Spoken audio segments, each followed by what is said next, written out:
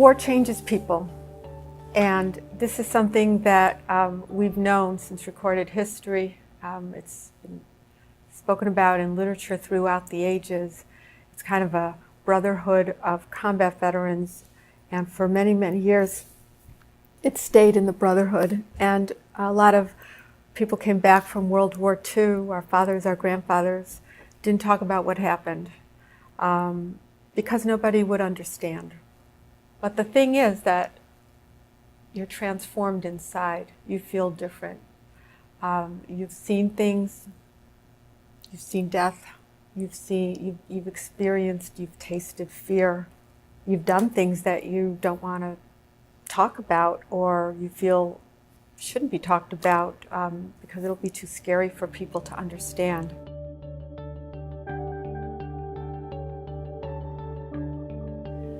PTSD is one of the most common mental health conditions in the United States. I think it's might be the fourth most common condition, and that's because trauma is so prevalent in our society. About 25% of women experience interpersonal sexual violence, which is extraordinary. There are accidents, natural disasters.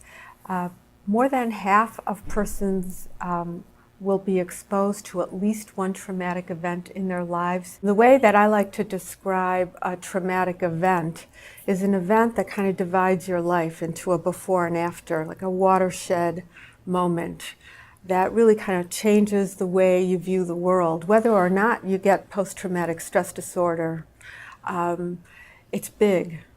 You're leading your life a certain way, something very big happens, and it changes the way that you look at yourself and you look at the world. So those kind of events are certainly transformative.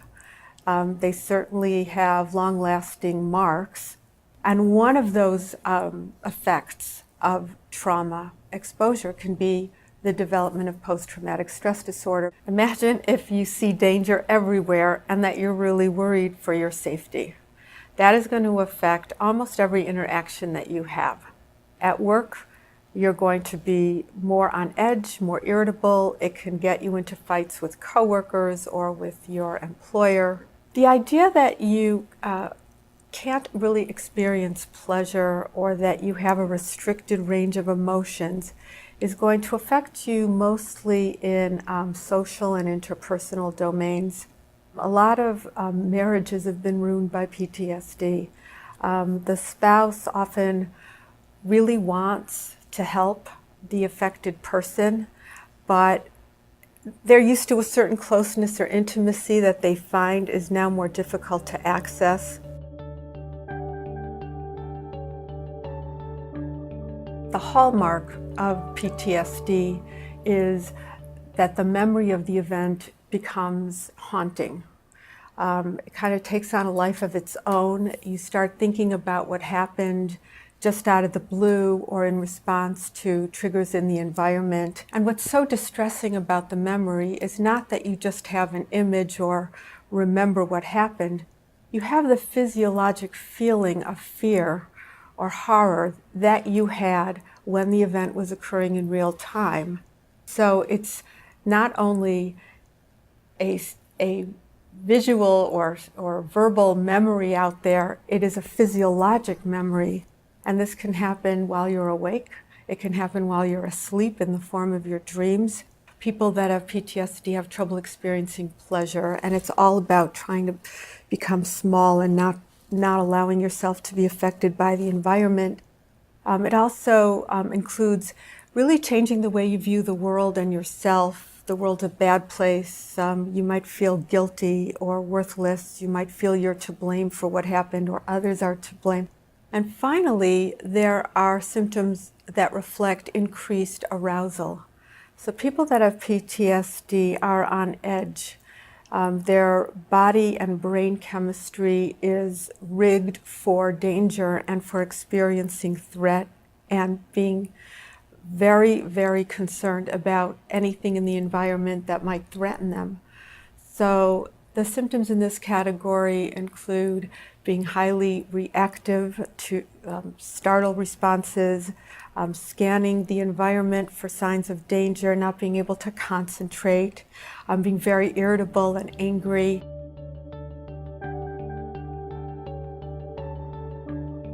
Well, nobody's going to wave a magic wand and say, I'm going to cure you, bing, bing, and throw fairy dust on you.